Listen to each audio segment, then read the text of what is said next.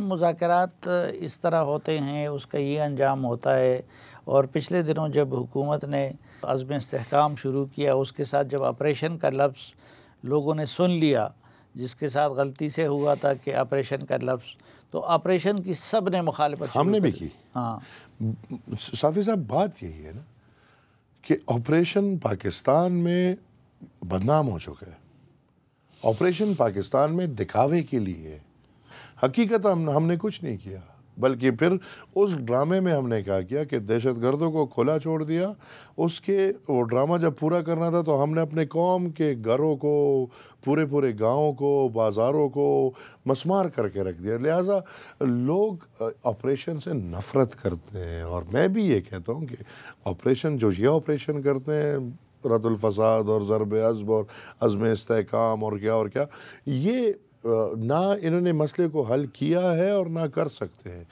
Targeted operation, اور targeted operation جو national action plan کا حصہ ہے کہ کوئی بھی بندہ ریاست کے خلاف بندوق اٹھاتا ہے، عام شہریوں کو نقصان پہنچاتا ہے، اس کے خلاف پوری کی پوری کارروائی ہونی چاہیے۔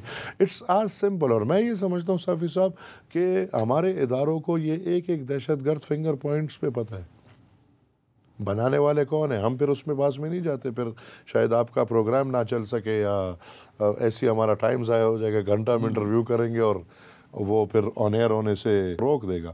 اس کی تاریخ میں نہیں جاتے، لیکن ارادہ کرنا ہے۔ اگر ارادہ کر لیا، ایک دہشت گرد کو یہ جانتے ہیں، ایک دہشت گرد کو یہ پہچانتے ہیں، ان کے گھر کو یہ جانتے ہیں، ان کے خاندان کو یہ جانتے ہیں، ان کے کرتوتوں کو یہ جانتے ہیں، اور ان کے لیے میرے خیال میں اگر فوج چاہے تو یہ مسئلہ 10 دن میں حل ہو سکتا ہے۔ اچھا، آپ نے اس کی طرف اشارہ کیا شروع میں، خود احتسابی کی طرف، تو جنرل فیض کا کیس جس طریقے سے لیا گیا ہے، آپ اس کو سمجھتے ہیں کہ خود احتسابی کا عمل شروع ہوا ہے؟ میں یہ سمجھتا ہوں، اگر میرے لیے امید کی کرن ہوتی، روشنی ہوتی اگر ان سب میں یہ بھی ہوتا کہ دوران سروس اس نے کیا کیا ہے۔ ہاں ٹھیک ہے، رنگ روڈ وغیرہ کو تو دوران سروس میں لے آئے ہیں، لیکن کیا دوران سروس جو جنرل فیض حمید نے آر ٹی ایس کے نام پہ انتخابات پورے پاکستان کے سبوٹاج کیے تھے، کیا اس کیس میں وہ ہے؟ نہیں۔ جو جنرل فیض نے اپنے ذاتی انا یا ذاتی کردار پہ، ہمیں اس وقت بتایا گیا تھا کہ اس میں اور کسی کا کام نہیں تھا، تو اگر فیض نے یہ کیا اور اس نے کابل انٹرونشن میں حصہ لیا ہے اور اس نے پھر ادھر حکومتیں بنانے میں حصہ لیا ہے، تو یہ بہت بڑی بغاوت ہے۔ تو میں یہ سمجھتا ہوں کہ اگر کوئی دوران سروس اس پہ کچھ ہوا ہو اور وہ اس میں لکھا گیا ہو تو پھر شاید میں امید کی کرن دیکھوں۔ جو موجودہ جمہوریت ہے اس کو آپ جمہوریت سمجھتے ہیں؟ نہیں جناب، بالکل بھی نہیں۔ عجیب کھیل ہے، میں تو چیخ کے بول رہا ہوں۔ پہلے تو صرف یہ ہوتا تھا کہ حکومت چنی جاتی تھی اور حکومت میں چنے ہوئے لوگ بٹھائے جاتے تھے۔ اب تو پورا نظام چنا ہوا ہے بھائی۔ وزیر اعظم ان کی مرضی کا ہے، وزیر داخلہ ان کی مرضی کا ہے، وزیر یہ جو ہے فائنانس منسٹر یہ مسلم لیگی نہیں ہے پرانا، اپوزیشن لیڈرز کمپرومائزڈ ہے، ان کے عمر ایوب کو دیکھ لیں، شبلی فراز کو دیکھ لیں، پھر دیکھیں وہ بھی کمپرومائزڈ ہے 100%۔ جی عمر ایوب تو مجھے انقلابی، میں تو نہیں سمجھتا کہ عمر ایوب انقلابی ہوگا، اور شبلی فراز کے بارے میں تو اس کے اپنے والد کے الفاظ ہیں، لہٰذا ان کو تو اب ہم جانتے ہیں، بڑے قریب سے جانتے ہیں، اور میں یہ نہیں سمجھ سکتا کہ ان کے، بلکہ اگر آپ کل کی شبلی فراز کی سینٹ والی تقریر جو اس نے 26 نومبر کی لے کی ہے، اگر آپ دیکھیں تو اس نے تو پی ٹی آئی کا پورا جو بیانیہ ہے اس کو تباہ کر دی۔ ایک کمپرومائز سیاست چل رہی ہے۔